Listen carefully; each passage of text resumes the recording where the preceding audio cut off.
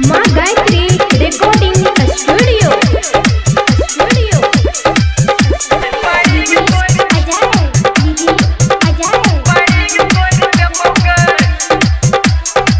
हई बंगाली हम छौरी नचनिया तो सट न गए। हई बंगाली हम छौरी नचनिया हमरा ठुमका सही लै छै दुनिया। हई बंगाली हम छौरी नचनिया हमरा ठुमका सही लै छै दुनिया। लहंगा से देबो हम झापी, हाँ लहंगा से देबो हम झापी। अच्छा कहबे मूरी रगड़ नहीं देबोगे। बढ़िंग तोड़ देबोगे, बढ़िंग तोड़ देबोगे। हई बंगाली हम छौरी नचनिया हमरा ठुमका सही लै छै दुनिया। लहंगा से देबो हम झापी, बिट्ठू काट लेबो। लहंगा से देबो हम झापी। कहबे मूरी पटक नहीं लेबोगे। बढ़िंग तोड़ देबोगे, बढ़िंग तोड़ देबोगे।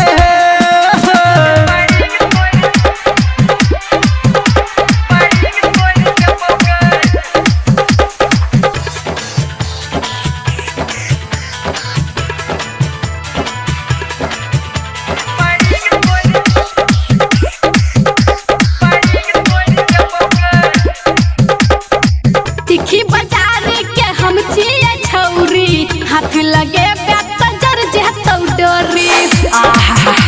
बाप रे बड़ करू छी गए।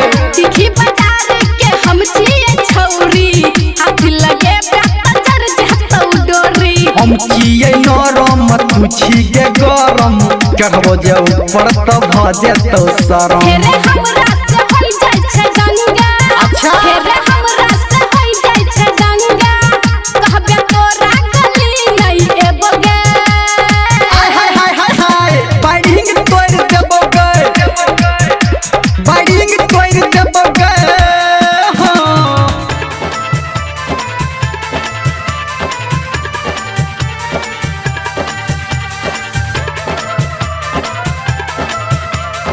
अभी आप सुन रहे हैं सावरिया म्यूजिक।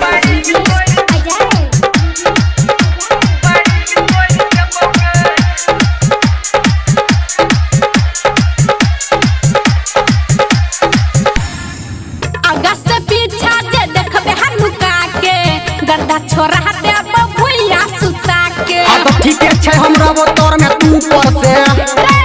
आगा से पीछा जे देखबे हनुका के, गर्दा छोरा देबो भुइया सुता के। ओहो धर्मेंद्र केना नहीं कूदी, संजय गौतम से बात के बुझी बुझली गई छमकी। हेरे बेसी